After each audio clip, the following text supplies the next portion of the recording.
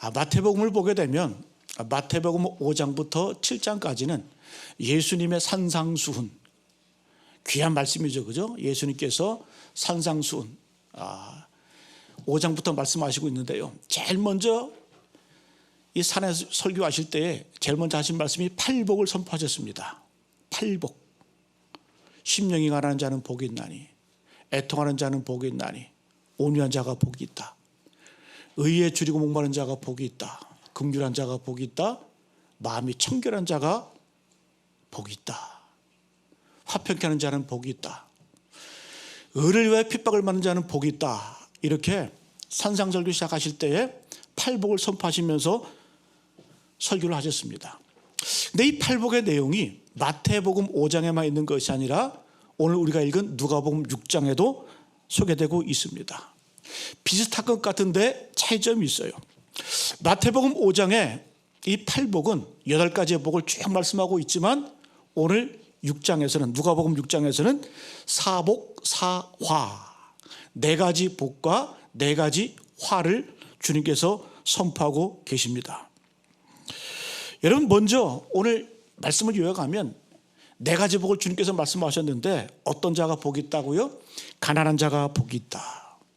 줄인 자가 복이 있다. 우는 자가 복이 있다. 버림받는 자가 복이 있다. 반대로 화 있을진저, 화 있는 자가 누구입니까? 부요한 자, 배부른 자, 지금 웃는 자, 칭찬 듣는 자는 화가 있다. 이렇게 말씀합니다. 여러분, 서로 대비가 됩니다. 주님께서는 가난한 자는 복이 있다고 말씀하셨는데 마태복음에는 심령이 가난하다고 말씀하고 있죠, 그죠? 조금 유화시켜서. 근데 누가복음에는 노골적으로 말씀해요. 가난한 자가 복이 있다. 가난한 자가 복이 있다. 가난한 자는 복이 있는데 반대로 부유한 자는 화가 있을 것이다. 그 다음에 줄인 자는 복이 있다. 반대로 배부른 자는 화가 있을 것이다. 우는 자는 복이 있다. 그러나 반대로 이 땅에서 웃는 자는 화가 있을 것이다. 너희가 욕먹고 버림받는 자는 복을 받을 것인데 지금 이 땅에서 칭찬받는 자는 화가 있을 것이다. 심오한 말씀을 우리에게 전달해주고 있습니다. 근데 여러분, 우리가 이 말씀을 읽었지만 우리의 상식과는 맞지가 않아요. 우리의 본성과는 맞지가 않습니다. 이해가 되지 않습니다. 어떻게 가난하고 줄이고 울고 버림받는 자가 복인가? 이게 무슨 복인가? 반대로 우리는 부유하고 배부르고 웃고 칭찬 듣는 것은 복이라고 생각을 하는데 예수님께서는 반대로 말씀해. 이게 화라는 거예요. 이게 화라는 거예요. 이게 저주라는 거예요. 근데 여러분, 예수님의 말씀은 진리죠. 예수님의 말씀은 옳습니다. 예수님의 말씀은 항상 진리예요. 그 우리가 이 말씀을 어떻게 이해를 해야 되고 어떻게 해석을 해야 되는지, 이게 중요한 말씀이거든요. 왜? 여기에 우리 기독교의 가치관이 들어가 있고 삶의 방향이 있고 삶의 길이 담겨 있기 때문에 이 말씀이 해석되지 않으면 온전한 그리스도는 살 수가 없다는 거죠. 여러분, 말씀을 통해서 그리스도인다운, 성도다운 그런 삶의 본질을 회복하는 저와 여러분 되시기를 간절히 축복합니다. 진리의 역설, 진리인데 역설적으로 주님께서 말씀하고 계세요. 여러분, 여기뿐만 아니라 주님께서 뭐라고 말씀해요? 마태복음 20장 26절 말씀, 너희 중에 누구든지 크고자 하는 자는 너희를 섬기는 자가 되고 너희 중에 누구든지 으뜸이 되고자 하는 자는 너희의 종이 되어야 하리라. 여러분, 우리 인간의 본성이 크게 되는 거 아닙니까? 우리 자녀들을 키우지만 우리 자녀들이 크게 되길 원하잖아요, 그죠? 그럼 어떻게 하라? 섬기는 자가 되라. 근데 주님 말씀이 진리인 것 같아요. 저도 이 땅을 살아보니까 섬기는 자가 크게 되더라고요. 나중에는 섬기는 자가 또 으뜸이 되고자 하는데 어떤 자라며 종이 되는 사람이 으뜸이 되더라고요. 왜? 예수님의 말씀은 진리이기 때문에. 근데 어쨌든 이 말씀은 우리가 해석하기가 참 힘이 듭니다. 그래서 오늘 이 말씀을 통해서 삶의 기준, 삶의 방향을 분명히 갖고 이 땅을 살아가시는 저 여러분 되시기를 간절히 축복합니다. 그럼 이 말씀을 어떤 관점에서 바라봐야 될까? 첫 번째는 제자의 관점에서 바라봐야 됩니다. 한번 따라합니다. 제자의 관점에서 말씀을 보자. 제자의 관점에서 봐야 됩니다. 우리 20절 말씀 같이 한번 읽어봅니다. 시작. 예수께서 눈을 들어 제자들을 보시고 이르시되 너희 가난한 자는 복이 있나니 하나님의 나라가 너희 것이며. 예수께서 눈을 들어 누굴 보시고요? 제자들을 보시고 이르시되 너희 가난한 자는 복이 있나니 하나님의 나라가 너희 것이며. 그러니까 지금 예수께서 하신 말씀은 일반 무리들, 일반 군중들, 수많은 무리를 향해서 하신 말씀이 아니라 눈을 들어서 제자들을 보시고 하시는 말씀이에요. 너희 가난한 자가 복이 있나니 하나님의 나라가 너희 것이다.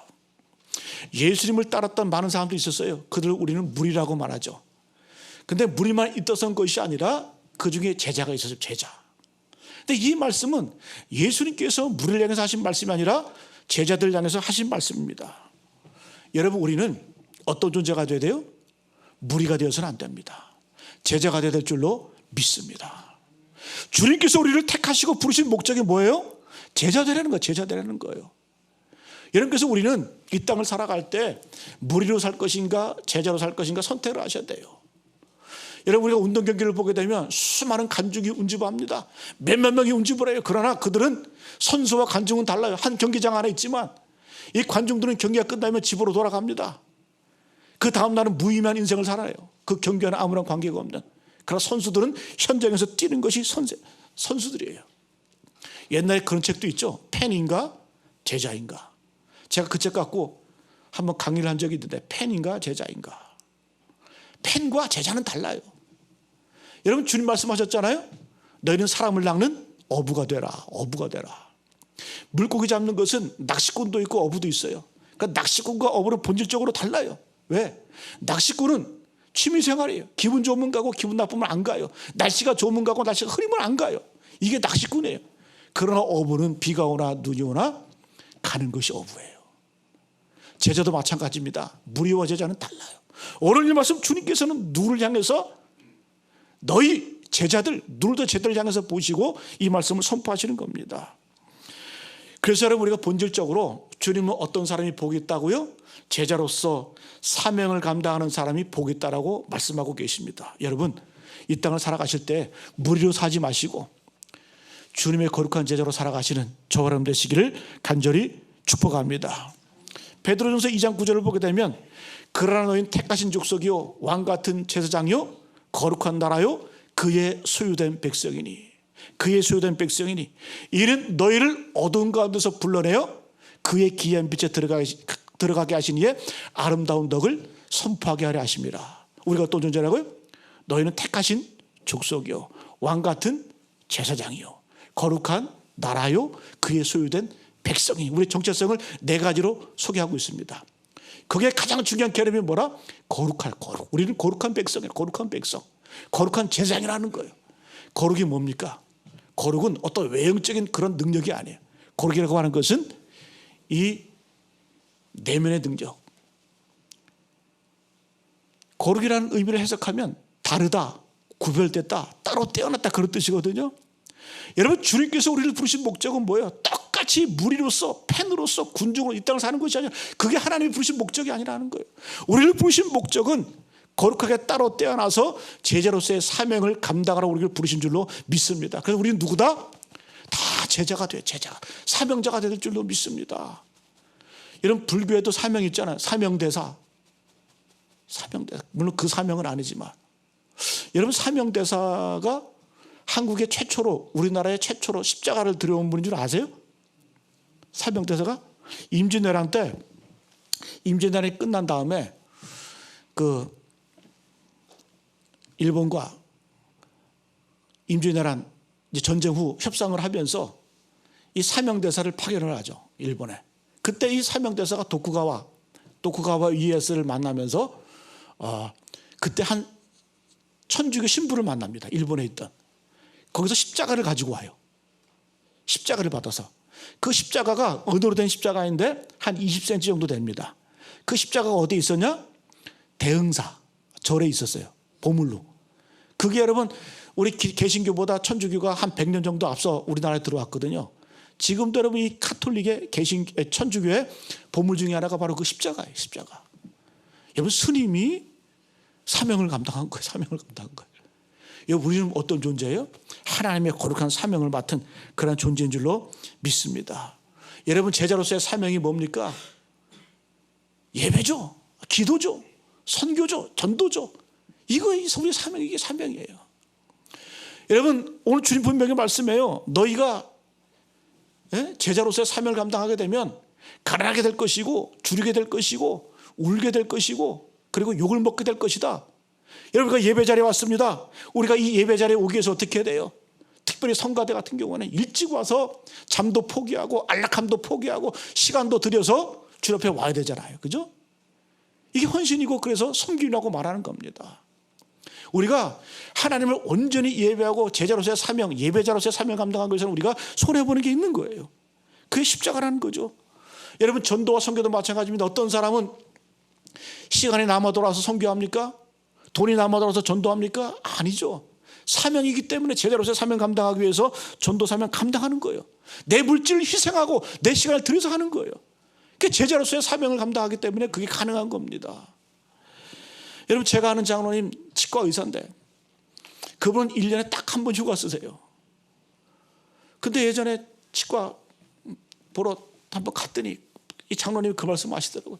자기는 1년 가운데 가장 기쁘고 즐거울 때가 언제냐면 여름 휴가 때 캄보디아 가서 치과 의료 선교할 때가 가장 행복하대요. 그 황금 같은 1년에 한 번밖에 없는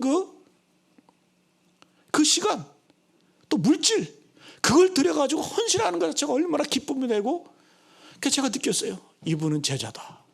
사명의 삶을 살아가고 있구나. 그게 기쁨이 된다는 거예요.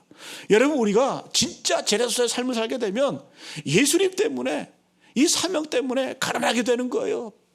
배고프게 되는 거예요. 줄이게 되는 거예요. 욕먹게 되는 거예요. 여러분, 교회 올 때 믿지 않는 우리 형제자매들이, 이웃들이 얼마나 비난하고 비웃습니까? 이 좋은 날 왜 교회가 앉아있냐? 이 좋은 날 왜 허비하느냐? 세상 사람들이 볼 때 우리는 허비하는 것으로 보이고 소비하는 것으로 보여요. 그러나 제자로서의 삶은 어때요? 이게 사명이고, 이게 하나님께서 맡겨주신 그런 일들이라는 거예요. 이해가 되지 않는 거예요.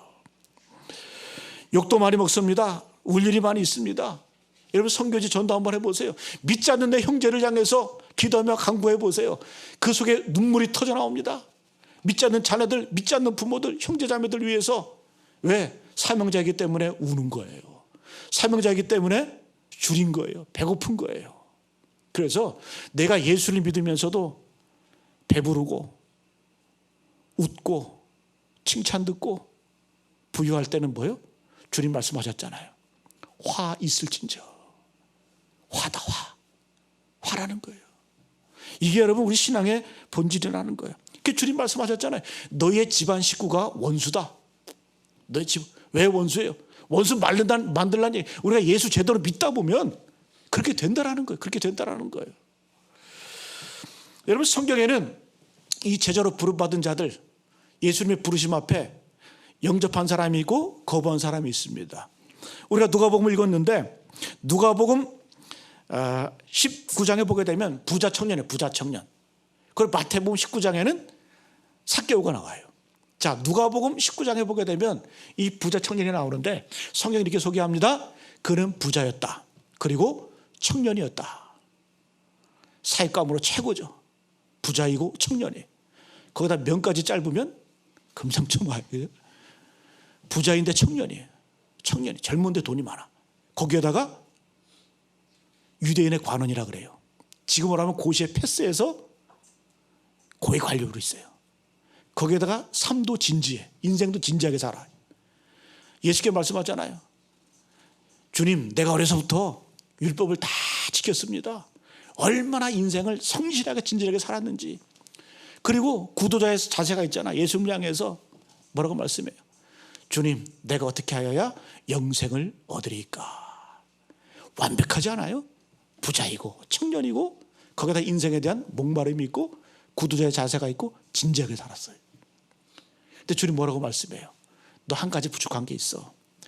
네 재산 다 팔고 가난한 자에게 나눠줘. 그리고 너는 나를 따라와. 영광 안에 제자로 부르시는 거예요. 만약에 이 부자 청년이 예수님의 말씀대로 주님을 따라갔다 한다면 아마도 12제자의 이름 가운데 들어갔을 것 같아. 근데 이름이 없어요. 왜 이름이 없을까요? 가치 없는 인생을 살았다라는 거예요. 화로다. 화 있을진저. 그런 삶을 살 수밖에 없었다는 거예요. 왜?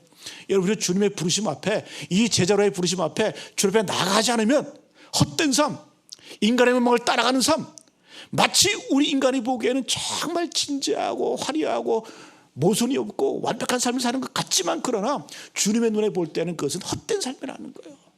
화 있을진저. 여러분, 반대로 삭개오 보시면, 삭개오는 어떤 여자입니까? 매국노죠. 자기 동족의 피를 빨아 착취를 해서 로마에다 세금을 바치고 나머지는 착복을 해서 자기의 부를 누린 사람이 삭개오였어요. 죄인 취급받았습니다. 욕을 먹었습니다. 그런 삭개오가 예수님 만나고 난 다음에 어떻게 변해? 그런 여러분, 외모도 별로 좋지 않았던 것 같아요. 외모도. 왜? 성경 키가 작았다고 말하잖아요. 키가 너무 작아서 예수님이 이 여리고성으로 막 들어오시는데 보이지가 않아, 볼 수가 없어가지고 나무 위로 올라가가지고 예수님을 보는 거예요. 그러니까 예수님이 삭개오를 우러러 봤다 그래요. 성경에서 우러러 본 사람은 삭개오밖에 없어요, 예수님이. 예? 근데 여러분, 이 삭개오가 주님께서 부르시죠. 삭개오야, 내려와라. 내가 오늘 네 집에 유하겠다. 그러면서 예수님과 함께 먹고 마십니다. 아마도 이 삭개오라는 이름, 왜 성경은 삭개오라는 이름을 언급하고 있을까요? 이유는 간단합니다. 그 당시 초대교회 모든 사람이 다 아는 이름이 삭개오였다는 거예요. 여리고 그 큰 고을에서 이 삭개오라는 사람은 유명하게 된 거예요. 왜? 우리 여리고 교회에 삭개오라는 장로님이 있었는데, 이 장로님 예수님 어떻게 만났는지 알아? 키도 작았어. 예? 그리고 키가 작아서 핸디캡이 있어서 올라가질 못했어. 그래서 나무에 올라가서 예수님 보게 되었어.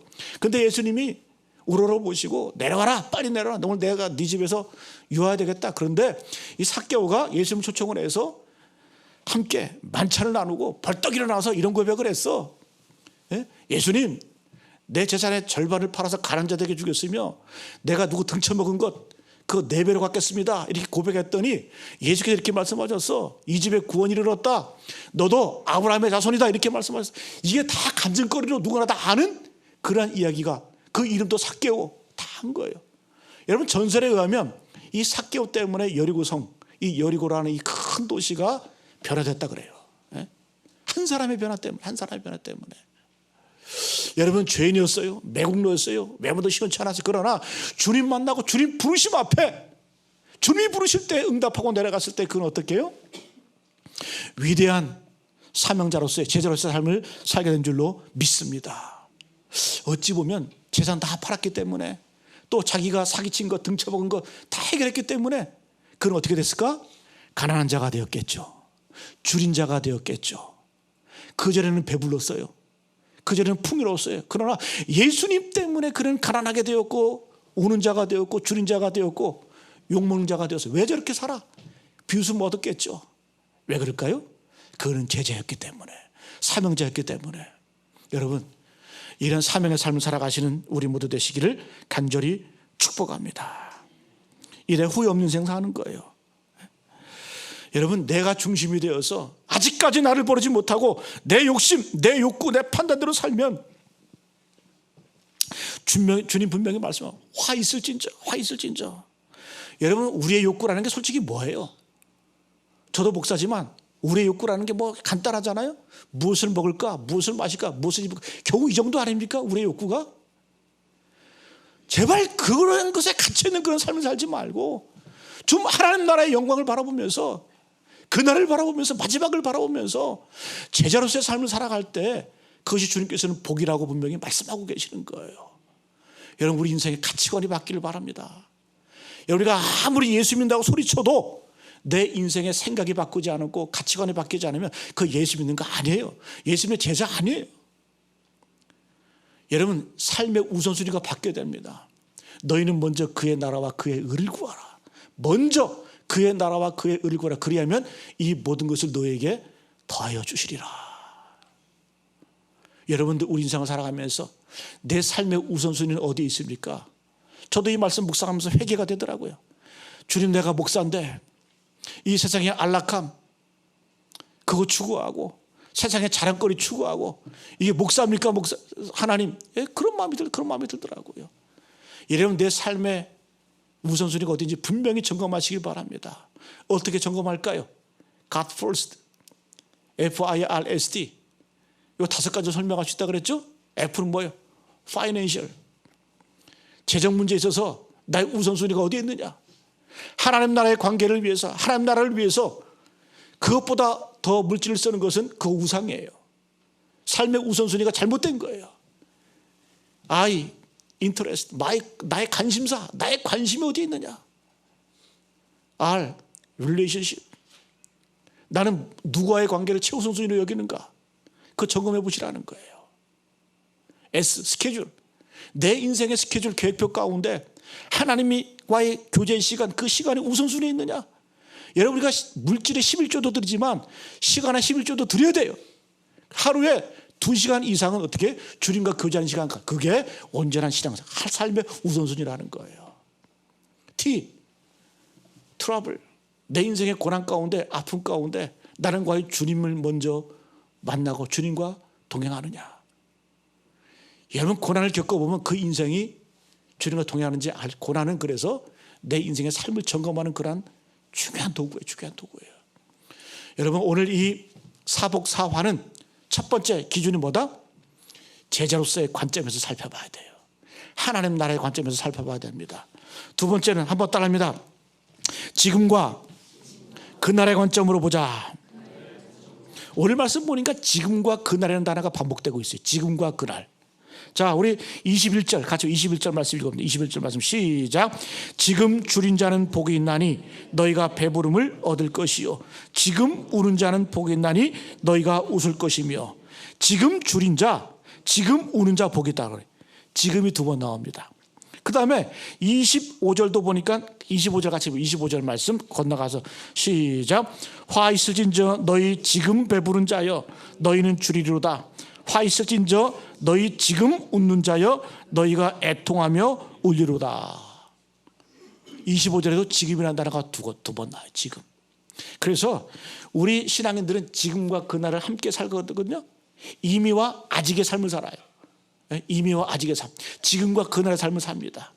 우리가 하나님 백성으로서 구원받은 자로서 이 땅을 살아가지만 천국이 우리에게 이미 임했지만 앞으로 우리에게 천국이 다가오고 진짜 천국이 다가오는, 그래서 이미와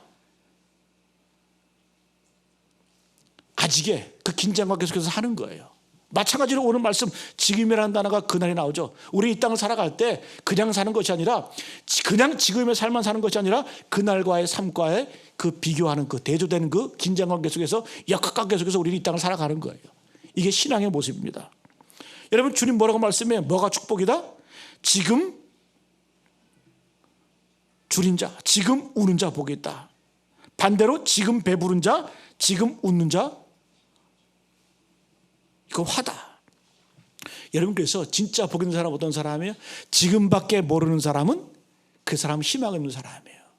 지금밖에, 지금의 만족, 지금의 배부름, 지금의 쾌락, 이것만 추구하는 사람은 그 사람 희망이 없다라는 거예요. 주님 말씀하시는 거예요. 반대로 어떻게 해요? 지금 가난하고, 지금 줄이고, 지금 울고, 지금 예수님 때문에 욕먹는 사람은 그게 복이라는 거예요. 그게 복이라는 거예요. 여러분, 지금의 인생을 살아가지만 그날을 바라보시길 축복합니다. 우리에겐 그날이 있어요. 노래 가사도 있잖아요. 그날이 오면.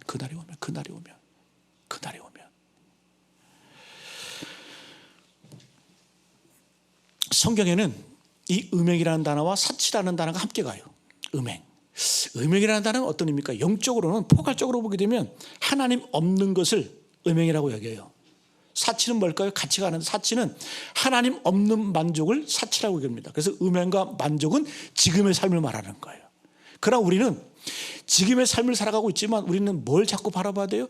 그날을 바라볼 때 지금의 삶이 의미 있는 거예요. 여러분, 지금 이 세상을 살아가실 때 어떤 삶을 살고 계십니까? 과연 나는 그날을 바라보고 있는가? 그날을 바라보지 않으면 지금의 삶이 헛될 수밖에 없어요. 로마서 8장 28절 말씀에 사도 바울이 이런 말씀하잖아요. 생각하건대 현재의 고난은 장차 나타날 영광과 비교할 수 없다. 지금의 고난이 있어요. 장차 나타날 영광이 있어요. 지금 있고 그날이 있어요. 근데 사도 바울은 생각했거든요. 생각해 보니까 내가 지금 복음 때문에 고난당하고 사명 때문에 배고프고 가난하고 굶주리고 있어. 그런데 가만히 생각해 보니까 야, 이 고난, 이 아픔, 이 상처, 이 굶주림, 그날을 생각하니까 장차 나타날 영광을 바라보니까 이거 아무것도 아니더라. 그래서 그날을 위해서 지금을 투자하고 그날을 위해서 지금을 헌신하는 그런 삶을 살 수 있다는 거예요. 여러분, 우리 가운데 이런 확신이 있기를 간절히 축복합니다. 내가 지금 살지만 어떻게 해요? 늘 우리는 그날을 바라봐야 돼. 그날을 바라봐야 돼. 예? 히브리서 10장 25절 말씀, 모이기를 패하는 어떤 사람들의 습관과 같이 하지 말고 오직 권하여 그날이 가까움을 볼수록 더욱 그리하자. 그날이 가까움을 볼수록 더욱 그리하자. 그날을 자꾸 바라보자라는 거예요. 이 사람이 뭐다? 복 있는 사람인 줄로 믿습니다. 여러분, 우리 인생에는 반드시 죽음과 심판이 있어요. 히브리서 9장 27절 말씀, 한 번 죽는 것은 사람에게 정해진 것이요 그 후에는 심판이 있으리니. 여러분, 우리가 지금 이 땅을 살아가지만 우리 인생이 진짜 복되기 위해서는 행복하게 해서 어떻게 돼요? 그날의 삶을 살아야 돼요. 그날의 삶을 살아야 돼요. 그날을 바라보시고 그날을 기대하시고. 여러분, 진짜 천국 기대하세요? 이 세상이 너무 안락하고 오늘 주님 말씀처럼 이 세상에서 배부르고 이 세상에서 웃고 이 세상에서 칭찬받으면 천국을 사모할 수 없어요. 그래서 저주라는 거예요. 왜? 이 세상이 너무 좋거든요. 천국이 필요 없거든. 예수님이 이 땅에 오실 때에도 기득권이 있고 자기 권한이 있고 배부른 자들은 주님 찾지 않았어요.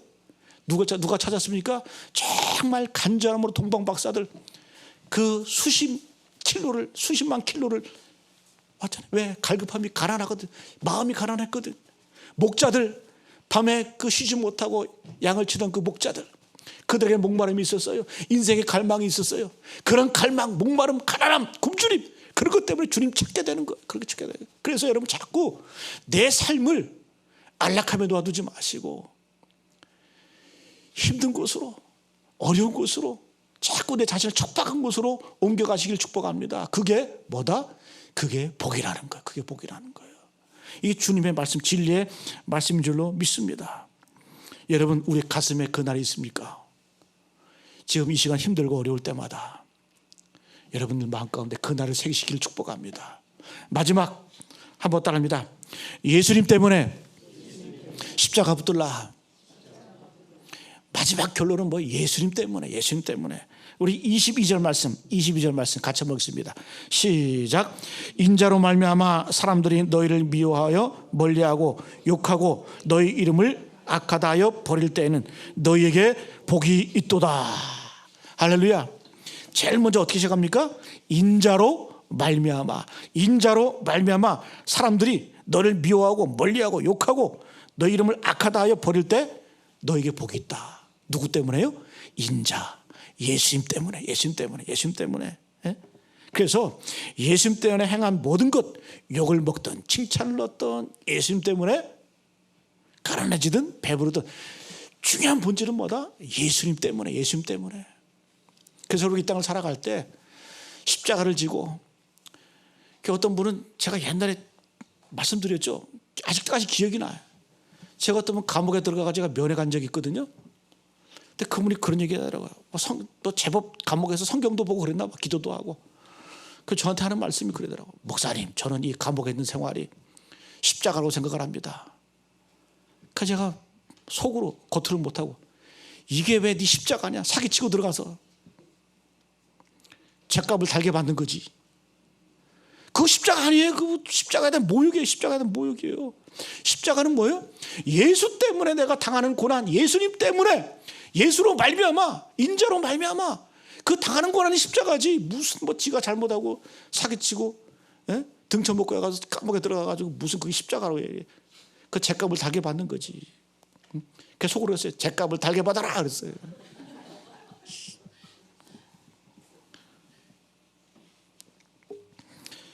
여러분, 예수님 때문에 사시길 축복합니다. 오늘 말씀을 마칠게요.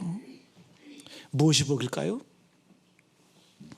제자로서 하나님 나라를 위해 사는 것이 복입니다. 그리고 지금만 바라보지 마시고 그날을 바라보며 사는 것이, 그리고 예수님 때문에 가난하고 줄이고 울고 버림받고 그런 인생이 진짜 복인 줄로 믿습니다. 그러나 지금 사는 사람, 지금만 사는 인생은 어떻게 살까요? 배부름을 추구해요. 부유함을 추구해요. 그리고 웃는 일에 항상 가 있어요. 그리고 어떻게 해요? 사람들의 칭찬에 민감해요. 그런 사람은 화가 있을지인저, 주님 말씀하십니다. 여러분, 오늘도 주님 말씀하신 것처럼 참된 복된 삶을 살아가시는 저런 되시길 간절히 축복합니다.